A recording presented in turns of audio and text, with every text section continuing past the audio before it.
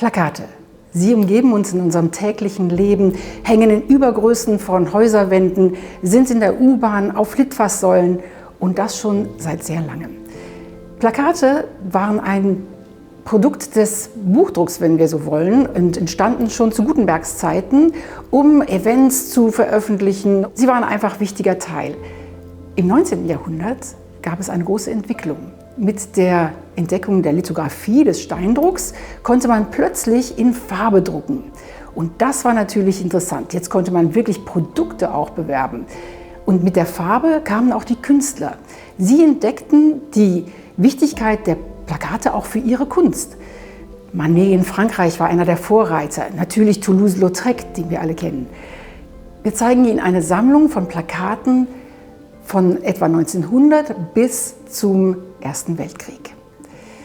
Ich möchte anfangen mit einem wichtigen Künstler der Wiener Plakatkunst. Und zwar haben wir es gleich hier, Koloman Moser.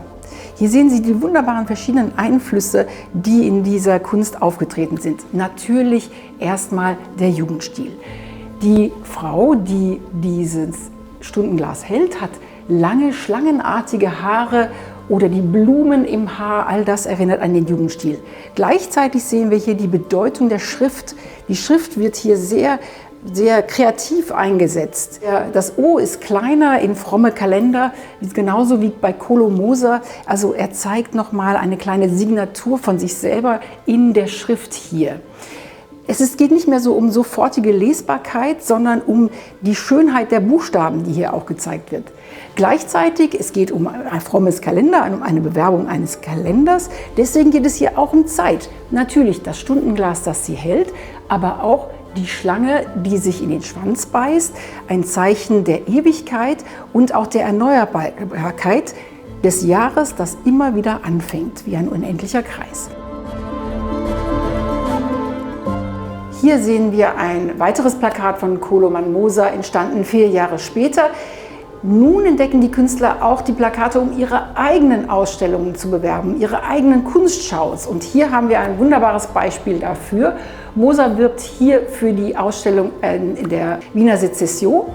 Und sie haben 3 Figuren, 3 sehr stilisierte Figuren, die die 3 Kunstrichtungen symbolisieren. Einmal die Architektur, dann die Skulptur und dann die Malerei. Was Sie auch wunderbar sehen, ist diese Schrift. Es ist alles geometrisiert, schwer zu lesen, aber deswegen auch kaptivierend, spannend und bezieht den Betrachter mit ein. Hier sehen wir ein ähnliches extremes Hochformat, diesmal von Alfred Roller, dem anderen großen, wichtigen Plakatkünstler zu dieser Zeit in Wien. Er bewirbt hier die Ausstellung der Sezession, die im April-Juni 1902 und die fand zu Ehren von Beethoven statt, hatte in ihrem Zentrum eine riesige Skulptur von Beethoven von Max Klinger. Hinter dieser Skulptur von Max Klinger war ein riesiges Wandgemälde, das Roller gemalt hatte. Und zwar ist dieses hier ein Ausschnitt aus dem Wandgemälde. In dem Wandgemälde zeigt er Engel, die die Sonne zu Grabe tragen. Sie sind also gebeugt über die Sonne. Man sieht es kaum, denn es ist sehr, sehr ornamental. Also die Figur verliert sich fast in geometrischen Formen. So wird das Haar zum Beispiel zu Zickzacklinien. Das Kleid, das Gewand sieht eigentlich eher aus wie Augen oder Wellen.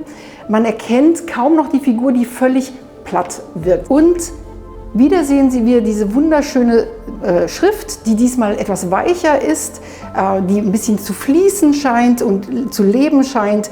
Auch hier eine wunderbare Kombination von Geometrie und Weichheit in der Ausführung und Vereinfachung der Farben.